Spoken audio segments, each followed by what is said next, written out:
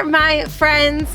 I am chatting to you this lovely morning. Maybe it's afternoon wherever you're watching this, but it's morning for me now as I'm making this video from Unicoi Gap in the North Georgia mountains. So my camera's a little angled weird because I have it set up in my car so I can hands-free and chat with you all, but today is a kind of sentimental day for me, and I'm gonna share this all with you here as I finish my coffee at the trailhead before I do a very abbreviated version of the hike that I wanted to do. So if you watched my boot scooting video from a few months ago, by the time this is probably posted, and or have been tuning along, I kind of been fighting a little bit of a calf foot injury thing, so I can't quite do the hike that I want to do today, and that's very sad to me because, like I said, today's a very sentimental day. So I don't know when this will air, so I might be gone by this point in time, but I officially graduate 3 weeks from yesterday, and I'm officially moving from Georgia, leaving Georgia. My last day in Georgia will be 3 weeks from today, and so it's all kind of hitting me. And I've been kind of transparent over on Instagram, if you follow me there, for the last few years, that there's been not the best times with this whole experience, but of all the things that were not so great about my PhD, or the things that I didn't necessarily love about living in Georgia and were kind of indifferent with living in Athens particularly, the one thing that made my time in Georgia special was the North Georgia mountains and the trails here. And so for those of you just tuning on YouTube, you've probably seen some of my outdoors videos, but I started trail and running back in 2000.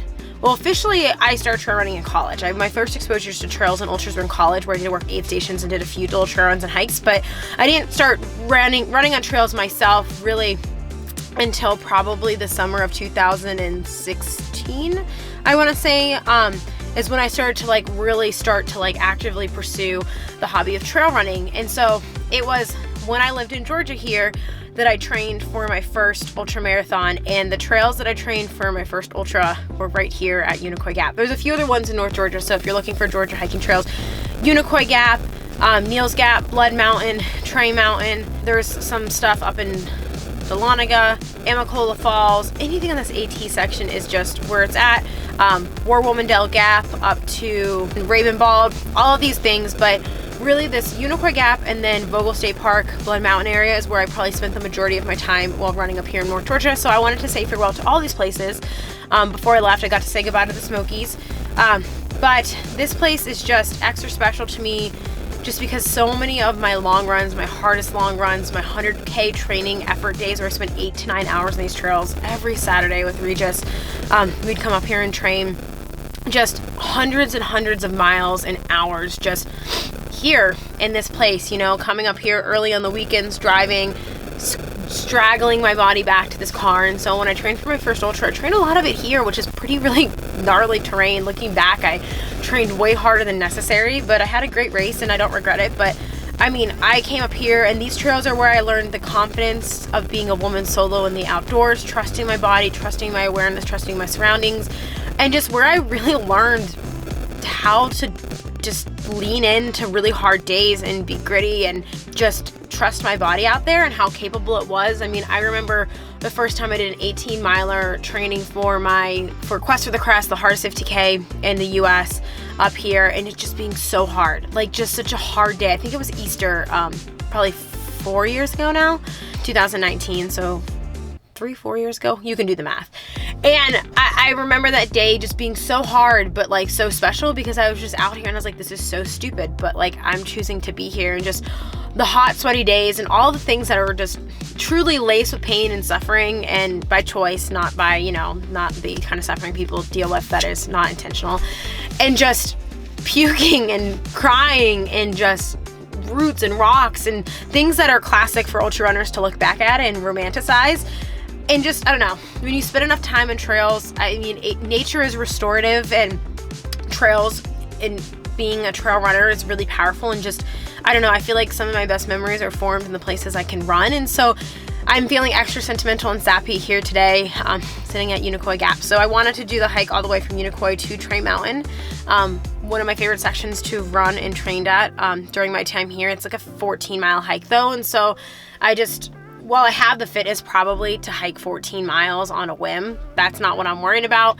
More so just the volume on my calf and foot, and being more in shape for the things I have prepared for the summer. I don't know when this will air, so I don't want to let you all know where I'm moving quite yet, but it will be exciting and really good content will come from those adventures. But anyway, this is my farewell chapter. I might cry a little bit today. So I'm gonna do a very, very abbreviated version, probably maybe 2 miles total, but there's a decent bit of vert, so I'm gonna take my time, like hike a little, sit, hike a little, pause, just not like overstress my calf and foot, which seemed to be the issue. Turn around if I have to, but there's just a little clearing up here. I think it's called Blue Mountain is technically what it's called, and right here at Unicoi. And so I think I'm just gonna kind of get up there. I'm gonna bring a snack, water, a book, just enjoy saying goodbye.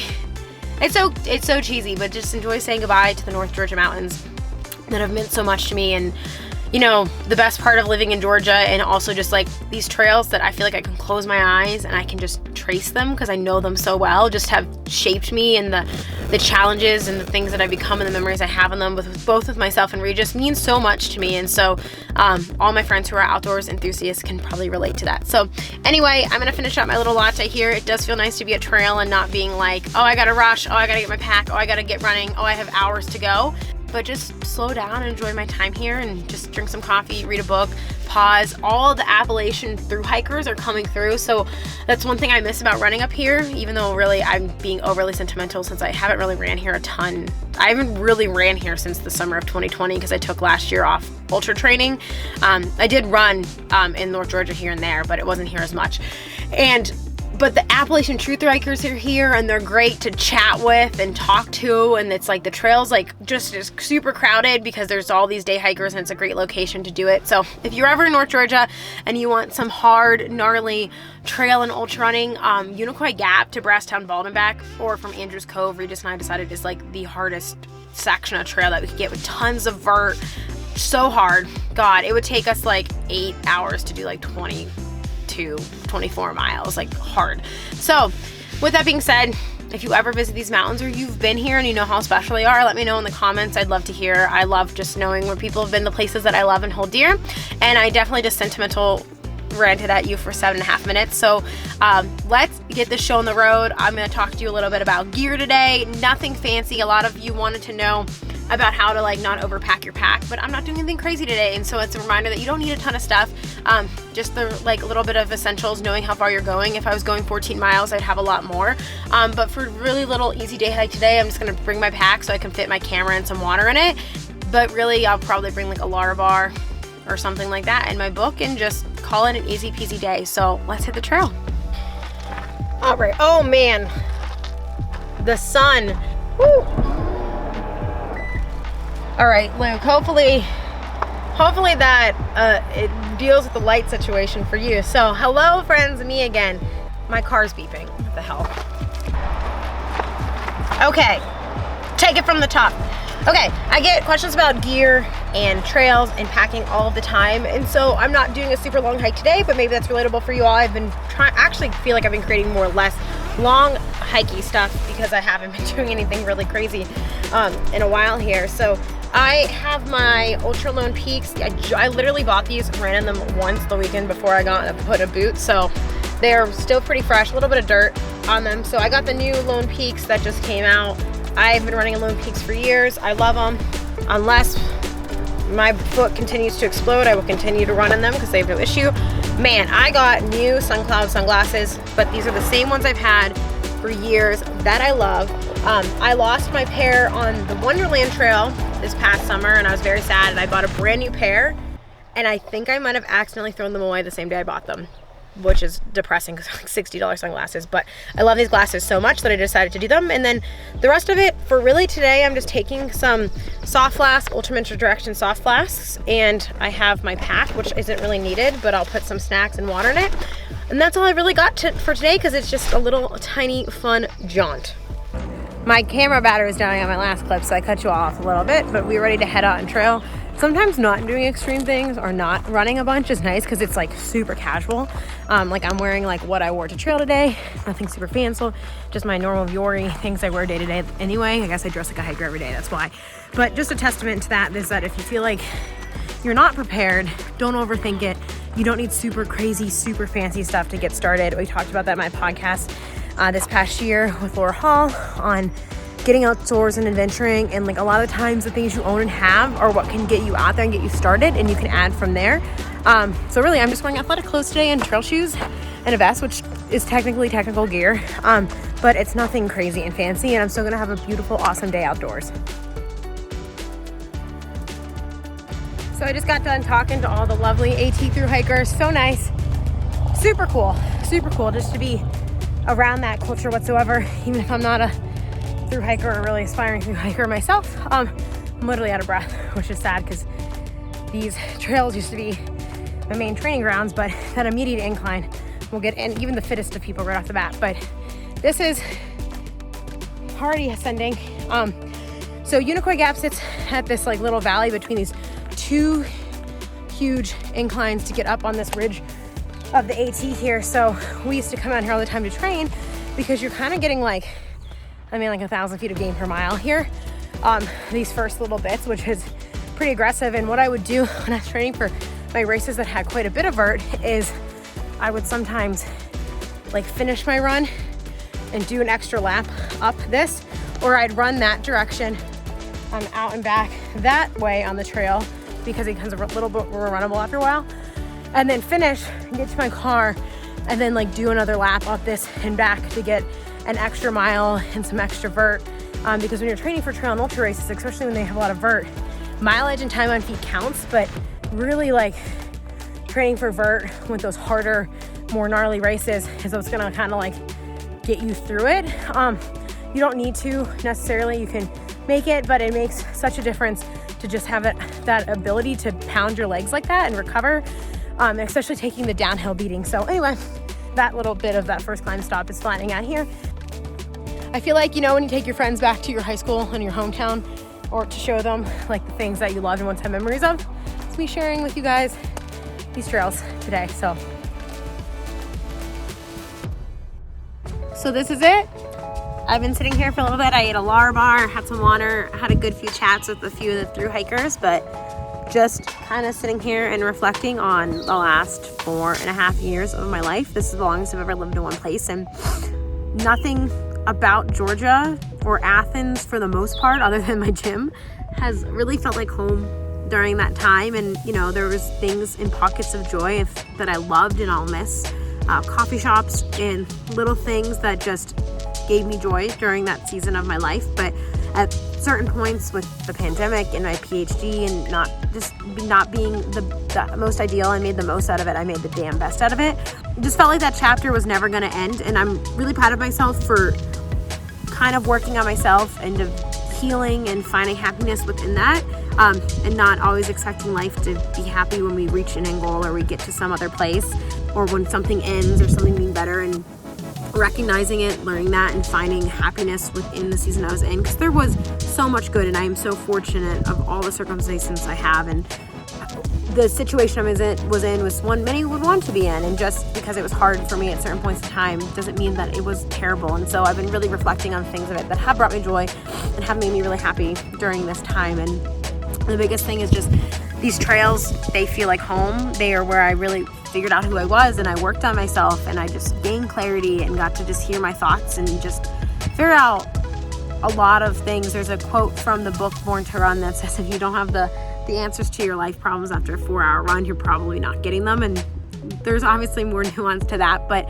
there's some truth in that. And this is where I fell in love with trail running and ultra running, and trained for my first ultra and my second and my third and my fourth and my fifth and my sixth and all of those races in between. And so I've spent a lot of time, a lot of hours, a lot of weekends, a lot of days in these trails, and more time up here than I did with any other friend that I had, and a lot of time with Regis, and just memories of that, and solo running and gaining trust in myself of not being afraid and handling nature, and being very afraid and still finishing my runs. And just it's so symbolic of everything I have, and I can't tell you how many times I've sat on this rock or stopped and got water during my time here. And so this is goodbye.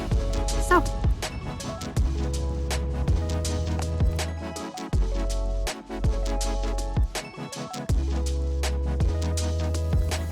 well, that's it. I got to give some AT hikers some beta on where I think they should drop in the Smokies and what to do. So that was kind of nice to be a little trail blessing. But I just gave my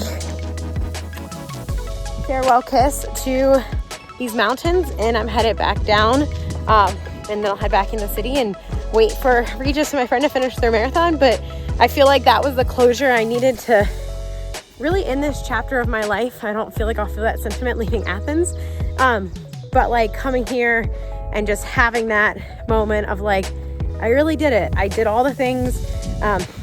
My cliche Instagram poster today that I made on the ridge is just like, I mean, I moved to Georgia at 24 and no idea what I was doing with my life, and completely I had run no ultras, I had no business, I didn't have the PhD, none of it. And that in the last 4.5 years I've come so far and I've done so much, and just reflecting on that, but also like how much, you know, unless you've trail run or you're big into outdoors, or maybe even weightlifting at the gym, just like how transformative the miles and time I've spent on these trails have been for that self-growth and development, and like just being that person and becoming that person through that really messy middle part of your mid to late 20s, and just like figuring out who the hell you are and doing all these things. And it's really cliche, and you know, I'm about to be 29 next month, so I got one more lap around the sun before I'm done with this decade of just craziness, but so much goodness and all of that. And so I really attribute so much of just how I spent this time to this brown wooded thing that you're probably watching me talk about, like what the hell's wrong with you. But when you're here and you're in it,